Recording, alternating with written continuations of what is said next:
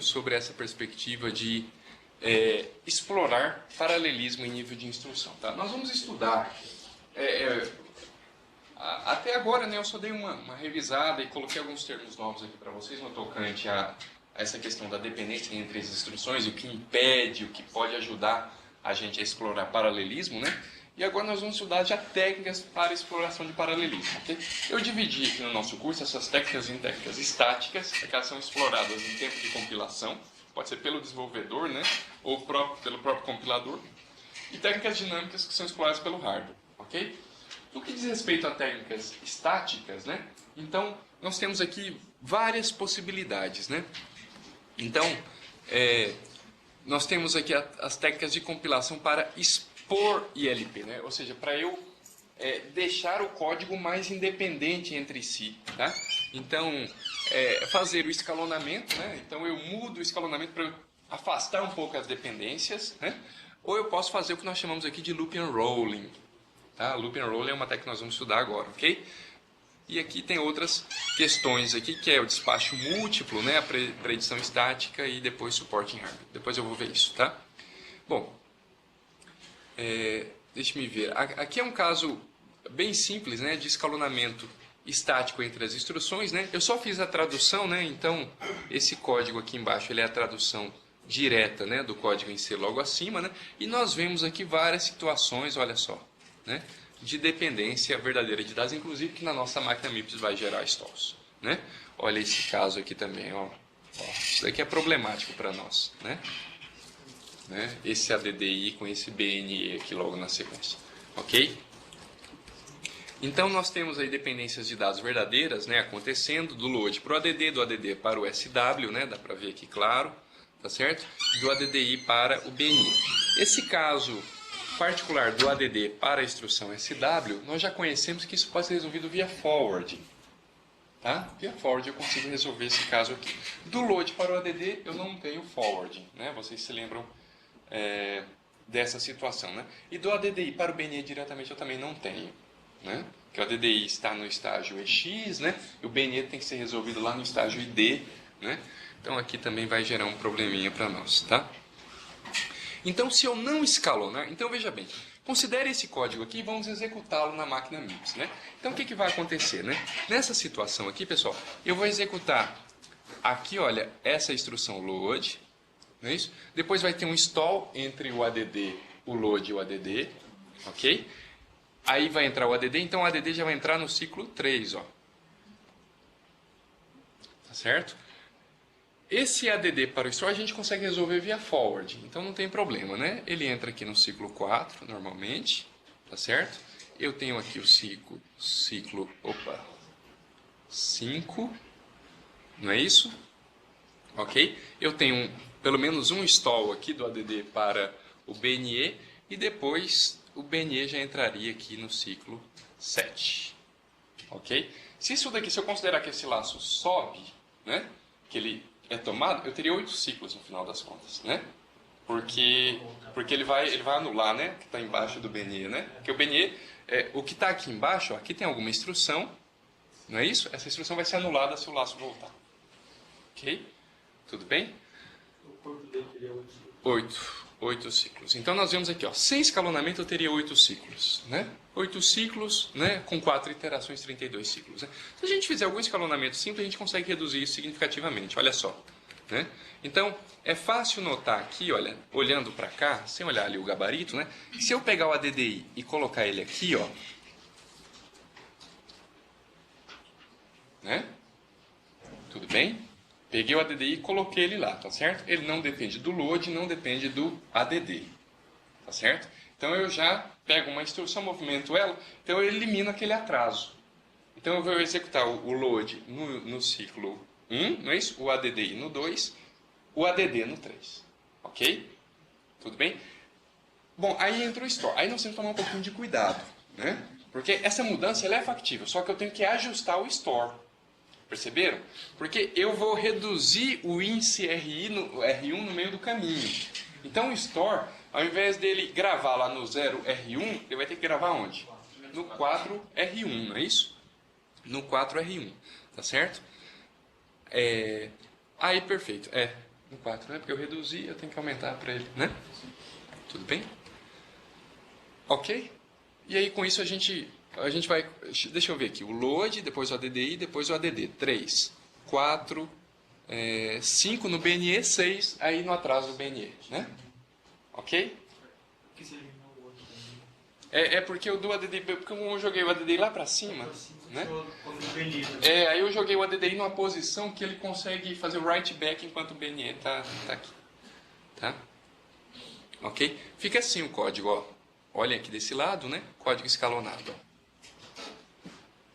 Tá certo? Então eu jogo o load, o ADDI, o ADD, o store BNE. Tudo bem? Eu ainda tenho esse cara aqui, ó. Né? Tudo bem? Se nós garantíssemos, né?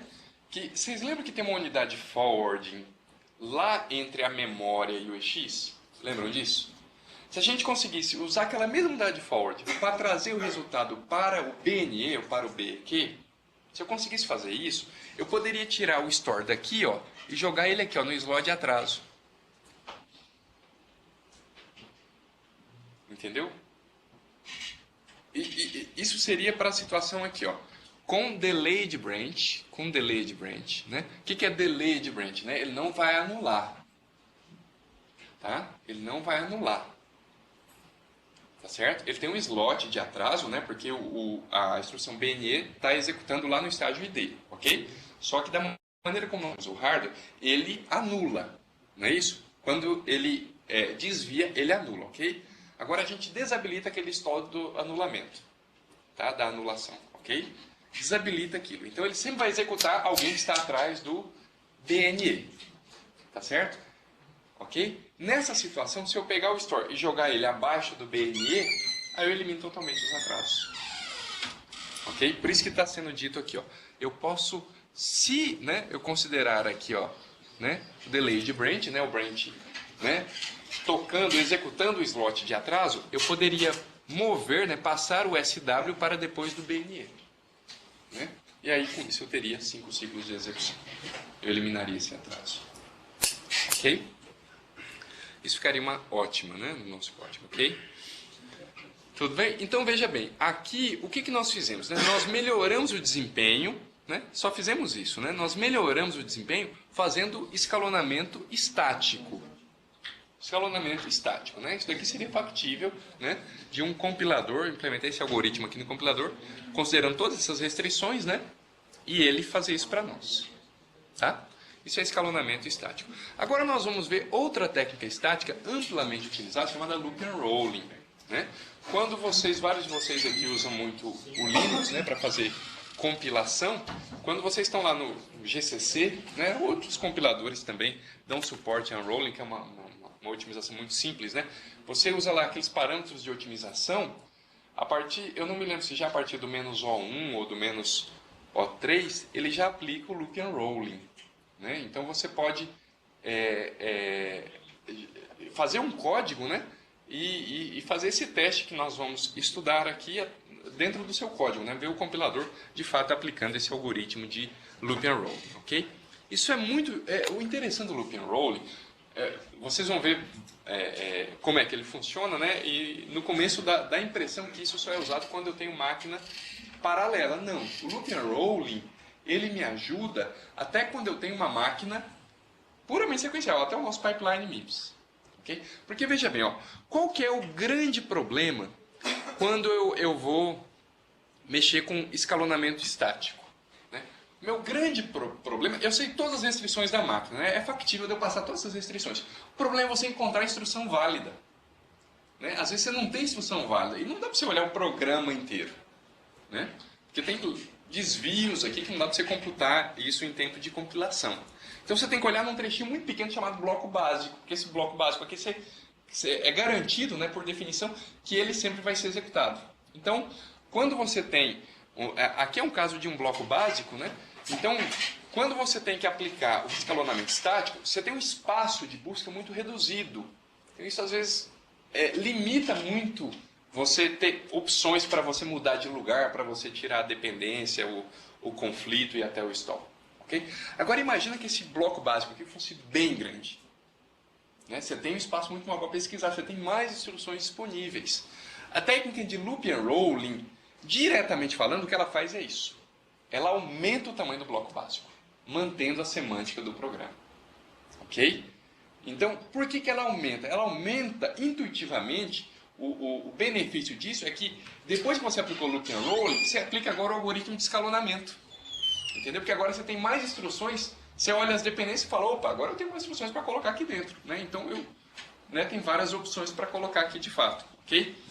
No entanto, já tem uma desvantagem direta, que aumenta o tamanho do código. Pode gerar mais conflitos lá na cache. Né? Então, ok? Tem isso daí que tem que ser avaliado com muito cuidado. Né? Aplicar loop and rolling, por exemplo, num ambiente onde você tem um processador extremamente limitado, né, em termos de memória, pode não ser a boa opção. Né? Porque, de fato, você vai sujar muito a cache, né, fazendo loop and rolling. Né? Os compiladores, fácil, aí você manda ele aplicar loop and rolling, ele desenrola um laço 32 vezes. Né? Então, às vezes o que tem lá dentro do laço, né, pode ser bem ruim. Okay? Então, é realizado pelo compilador, né? Então é replicar o corpo do laço ajustando o controle. Né? Vocês vão ver que o negócio funciona bonitinho. Né? Você vai reduzir o overhead do laço, né? Vai expor mais paralelismo, né? Porque você, na verdade, isso não é direto. Né? Você vai expor mais instruções. Né? Expondo mais instruções, você melhora o escalonamento e, por conseguinte, você consegue explorar mais paralelismo. Tá?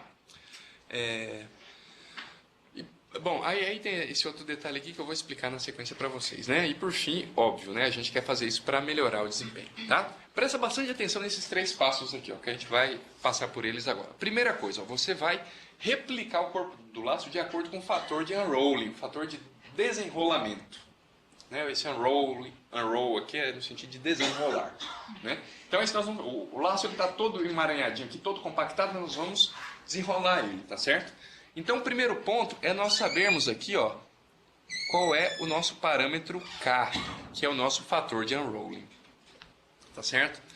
Então, nós temos um fator de unrolling, tá certo? De acordo com esse fator de unrolling, o fator de unrolling diz o seguinte, olha, o meu laço vai até 1000, imagina que é um laço que eu sei o limite dele estaticamente, né? Para ser um caso fácil, né? 1000, eu vou desenrolar ele aqui 5 em 5 vezes, pronto. Ok? Que aí eu já consigo fazer né? Eu consigo fazer aqui 200 iterações dele, né? E eu já termino ele inteiro, ok? Então, esse K é justamente esse fator, a quantidade de vezes que você vai desenrolar o laço, tá? Bom, aí isso daqui vai ser uma consequência, né? E aí, depois a gente vai fazer a renomeação de registradores. Então, veja, para aplicar loop and rolling, primeiro a gente define esse fator K, pega o laço, literalmente falando, e replica ele.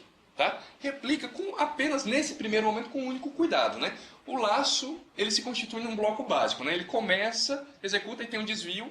Ok? Então isso que vai acontecer. Então nós vamos identificar o que é a parte de dados. Né? Se vocês olharem aqui em cima, ó, deixa eu me ver aqui. Ó, a parte de dados é essa partezinha aqui. Ó, até o store. Tá? Essa partezinha aqui nós chamamos parte de dados do laço, ok? Essas duas instruções aqui, ó, na sequência, é chamado de overhead, tá? Então, isso daqui é dados, né?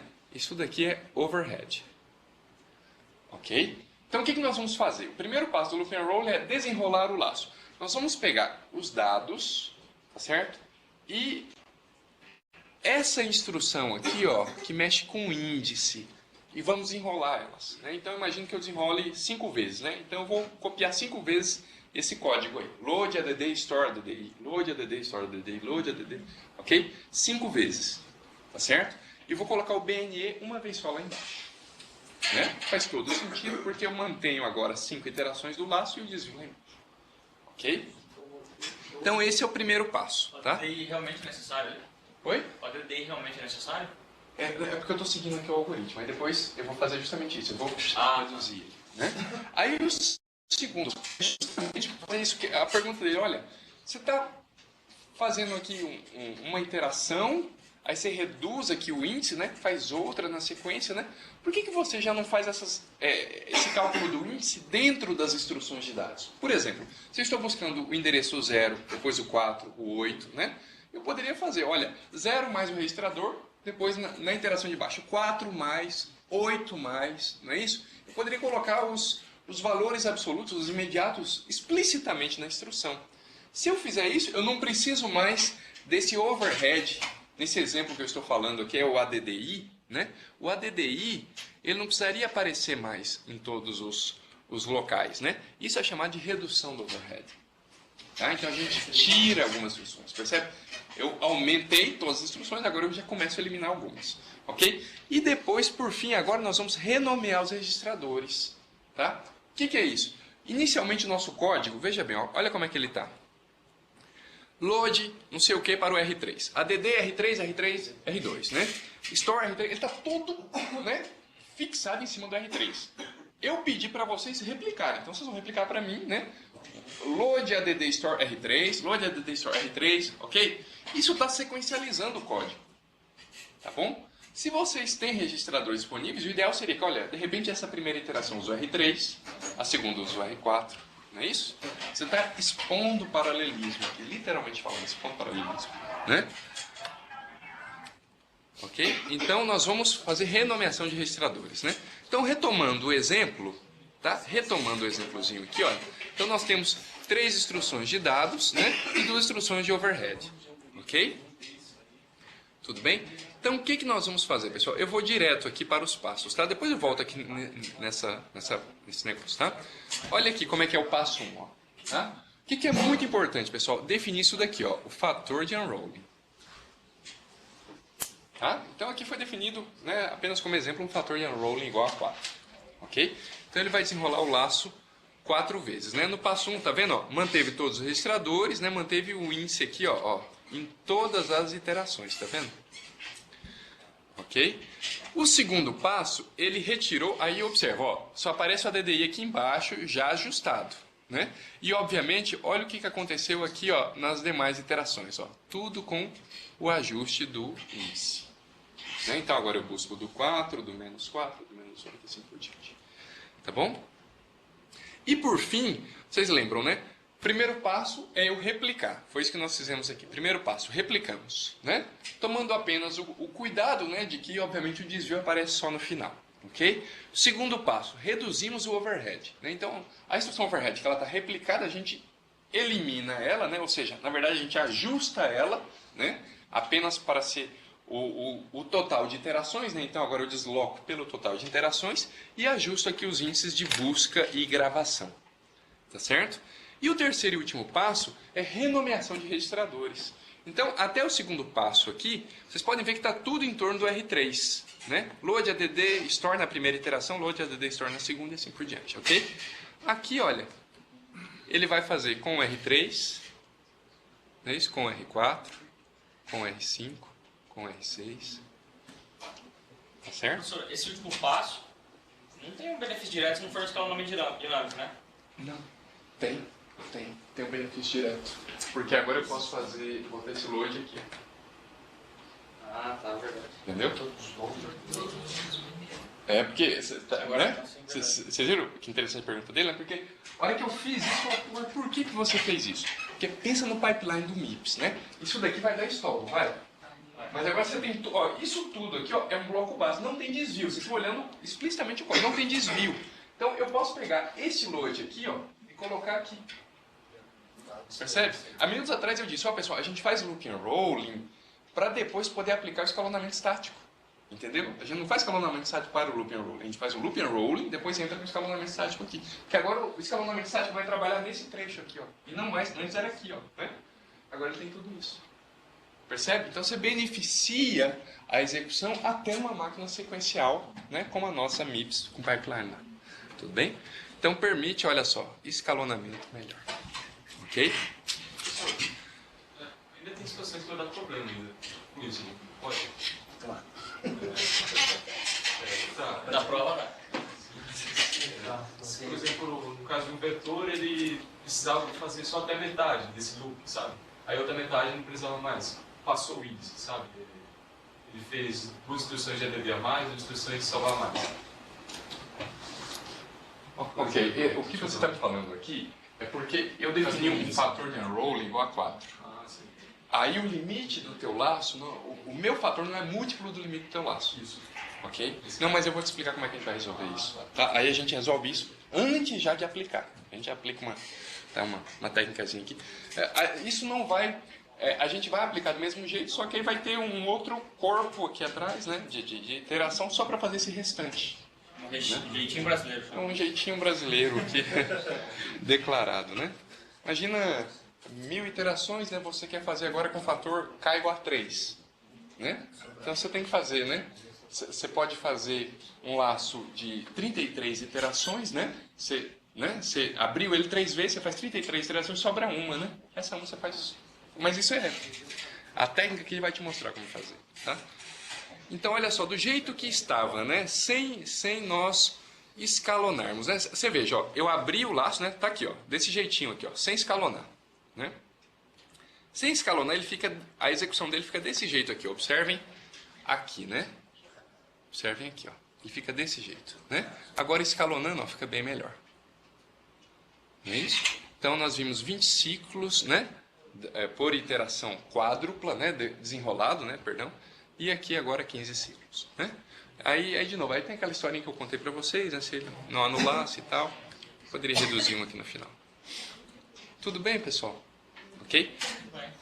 Fácil, né? Olha só, agora eu vou comentar já o assunto do nosso colega ali, que é bem interessante, ó. Então, qual que é a desvantagem? Então, nós falamos de loop and roll e qual que é a desvantagem, né? É isso daqui. Tá? Ele vai exercer maior pressão sobre os registradores, né? Então, o que vai acontecer? Você está focando um trecho de código aqui para usar bastante registrador, né? Isso inevitavelmente vai faltar para alguém lá embaixo que vai jogar na pilha, vai usar load, store, essa coisa toda. Não tem muito como melhorar isso daqui, né? E talvez esse é o fator, né, realmente mais impactante, nós vimos isso desde o início, que é aumentar o tamanho do código, né? Aumentar o tamanho do código, aí nós já vimos que é drástico, né? Isso pode ter consequências que tem que avaliar muito o ambiente para ver se compensa aplicar loop and roll, tá? Em ambiente embarcado, às vezes você aplica o loop and roll e o código nem cabe mais. Tem que tomar cuidado até com isso, tá certo? Isso acontece, né? A gente às vezes mexe com um microcontrolador de 32K de memória, né? Então, tem que tomar muito cuidado com isso daqui, ok? Então o que nós temos aqui, né? Para a gente tentar generalizar isso para qualquer tipo de laço, né? Então nós temos aqui K como fator de unrolling, como eu expliquei para vocês, e nós temos aqui o número de iterações do laço, né? Muitas vezes não dá para conhecer, né? N não é conhecido em tempo de compilação, ou esse caso aqui, ó. N não é múltiplo de K, que foi justamente a linha da pergunta do nosso colega, né? Então aí nós temos dois laços, né? O laço, esse daqui é o laço normal, né? Que nós já estamos acostumados, ok? Que é isso que nós fizemos na verdade, né? Nós fizemos N div K interações, aqui é o quociente, né? O resultado da divisão, não é isso? Nesse primeiro um laço aqui, com K cópias, não é isso? Do corpo do laço. Agora é o restante aqui só para cobrir essa diferença, né? Que aconteceu devido ao K, ao N não ser múltiplo de K. Tá certo? Então é N mod. Agora é interessante, né? Que nós fizemos esse código aqui grande, né? E tal. E agora, se a gente tivesse uma máquina, né? Um processador que permitisse agora a execução de 2 instruções simultaneamente, né? Isso é bastante interessante e extremamente factível. Olha aqui o nosso MIPS com suporte à execução de 2 instruções. Não é quaisquer duas, né? Não é quaisquer duas. Vamos analisar esse slide aqui para finalizar. E vamos observar que, se vocês notarem, né, as linhas em vermelho foi o que eu adicionei, né? Então, vamos começar por aqui, ó. Aqui, ó, tá me dando suporte a eu buscar 2 instruções. Ok? Então, eu estou buscando 2 instruções. Não busco uma só, busco 2. Então, desde a busca, agora é de 2. Ok? Ok? Tudo bem? Agora, vejam que eu adicionei linhas, né? Dupliquei as linhas do banco de registradores propositadamente para que eu pudesse fazer leitura agora, não só de 2 operandos, mas de 4 operandos. Né? Então, agora eu leio 4 operandos. Eu dupliquei aqui a unidade de extensão de sinal, né? Porque instruções. Às vezes as duas trabalham com inteiros, né? Com imediato, desculpe. Então, preciso estender, ok? Agora vocês vejam, reparem aqui comigo, que essa ULA aqui é aquela nossa ULA normal, né? Que nós já estudamos, ok? Então ela dá suporte a eu executar instruções que manipulam só registradores, né? E instruções que manipulam imediatos e registradores, não é isso? Agora a ULA de baixo não. Exatamente, a ULA de baixo é só para calcular endereço. Porque se vocês observarem, o resultado dela, olha para onde eu estou levando, né? O resultado dela eu estou levando para a memória. Tá? Então, esse daqui é o caso para eu poder colocar um add e um load, um add e um store, um sub e um store, um add e um load, um add e um store. Percebe? Então agora eu estendi, né, a nossa máquina MIPS com pipeline, né, para ela dar suporte à execução, à busca, execução de duas instruções simultaneamente. Mas não pode ser dois ADDs. Não pode ser dois ADDIs. Né? Porque a ULA aqui de baixo, que é o elemento primordial aqui nesse aspecto, né, ela calcula endereço. Ela sempre vai somar um registrador com imediato. Né? E mais que isso, né, não é só o fato dela calcular o registrador com imediato. O resultado dela vai para a memória. Né? A parte de cima aqui, ó, não vai para a memória mais. Né? Então, isso daqui é chamado de processador, nesse caso pipeline, né, de emissão múltipla de duas instruções, né, to issue. Ok? Agora, ele chama aqui VLIW. Né? VLW, né? Então, VLW é very, tá certo? Very long instruction word. Ok? Very long instruction word. Tá certo? Então, VLW, pessoal, é apenas um conceito que diz respeito a processadores, né, que expõem hardware paralelo, mas que depende do compilador para organizar as instruções. Ok? Então, é literal ali, né, explícito. Vocês vejam que ele tem, nos estágios, né, de execução, né, fica bem claro, ele tem replicação de unidades funcionais. Ok? Mas ele não tem qualquer hardware aqui para explorar o paralelismo internamente. Professor, eu achava que, na verdade, a instrução era uma instrução grande que disparava. Mas aqui no caso não, são duas instruções diferentes. Duas instruções. Mas ele busca o 0 e o 4 já. Ok? Então... Ok? Deixa eu ver aqui o que falta eu falar para vocês. Ah, tá, faltou falar aqui. Tá, eu fui lá embaixo, pessoal, só porque aqui já começa a aparecer o processador to issue. E aí vocês vejam que aparece justamente a ideia daquela máquina aqui, olha. Se eu quisesse executar este código, né? Olha que coisa interessante para vocês aí. Eu tenho agora este código, né? Para executar nesta máquina aqui, olha. Nesta máquina paralela. Eu estou mostrando aqui só a parte, né, de como é que eu organizaria as instruções. Percebe? A instrução para mim agora é uma linha inteira dessa, ó. Desculpe, deixa eu ver aqui o comentário.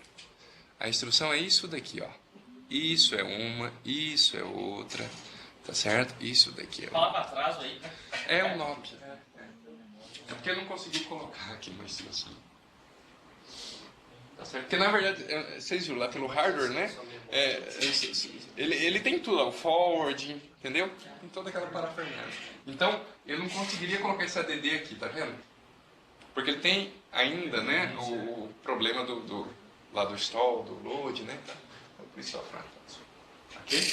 Não poderia colocar qualquer outra aqui dentro ainda. Tudo bem? Então, agora vocês vejam que naquela máquina nossa MIPS, né, o fato de eu ter colocado, ter rearranjado, né, incluído um novo hardware e ter rearranjado ali, ele possibilita agora que eu execute em 9 ciclos. Então nós começamos com 20, né? Começamos aqui, ó, sem escalonamento, né? 20, não é isso? Aqui, ó. Mudamos aí, a hora que escalonamos, ó, na máquina sequencial ainda. Mudamos já para 15, não é isso? A hora que nós fizemos uma alteraçãozinha simples aí, olha. Adicionamos mais uma unidade funcional, né, na ULA. Agora nós já temos com 9 ciclos, né? São 14 instruções. 1, 2, 3, 4, 5, 6, 7, 8, 9, 10, 11, 14. 14 instruções em 9 ciclos, ó. Olha que interessante. Temos um IPC maior que 1. Né? Isso é legal, porque o IPC ele sempre tende a ser igual a N, onde N é o número de instruções que eu emito simultaneamente. Nosso N é 2 aqui, né? Porque eu estou emitindo 2. Ok? Então, a IPC ideal seria 2, né? Vocês viram que teve uns atrasos aí que impediu, né? E tem a própria dependência, né? Que impede. É complicado. Tudo bem? Então é interessante, né? Vocês vejam que a gente aplica uma técnica que ela já me ajuda tanto na parte da sequencial, né, do pipeline simples, quanto me ajuda também se eu tiver uma máquina, né, minimamente parada. É muito importante eu enfatizar para vocês que esse hardware aqui, que nós adicionamos, né, ele é um hardware existente em um núcleo de processamento, né? Então, é um núcleozinho de processamento, é um core de processamento que ele explora paralelismo em nível de instrução, né? Então, contextualizem isso para os casos aí de vocês, as máquinas de vocês, tem 4, né? 4 núcleos, 8 núcleos aí, dependendo da máquina que vocês têm na mesa, e cada uma delas está explorando, né? Tem certamente aí ILP muito maior que isso, com certeza, né?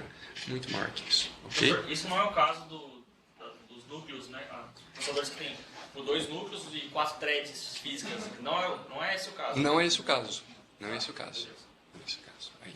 Ricardo, nesse caso, esse hardware que você mostrou, você falou que vai dar problema com algumas instruções, por exemplo, 2 ADDs, como você falou. E aí, nesse caso, se o meu código tiver isso, como é que...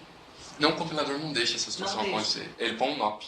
Ah, tá. Então, na parte do escalonamento lá, ele já vai resolver Exato. Então, se lá no teu bloco básico ele foi mexendo, mas sobrou só 2 ADDs. Mas assim, você vai executar em 2 ciclos, né? Tá. Um ADD NOP, outro ADD NOP. Tá. As VLW, né, como eu comentei com vocês, elas dependem muito do compilador. E tem um outro problema chamado compatibilidade binária de código.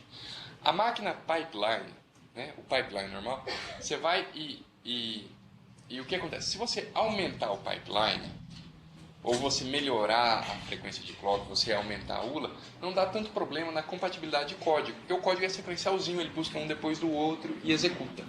Tá certo? A máquina VLW ela é muito dependente do compilador que gerou o código. Então vocês vejam aqui que claramente eu tenho 2 ULAs, não é?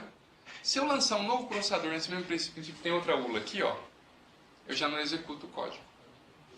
Eu preciso pegar o compilador para essa máquina aqui, entendeu? E passar o código para o compilador dessa máquina. Eu não consigo executar um código, né, que foi compilado previamente, porque eu exijo agora que 3 instruções sejam buscadas, não mais 2.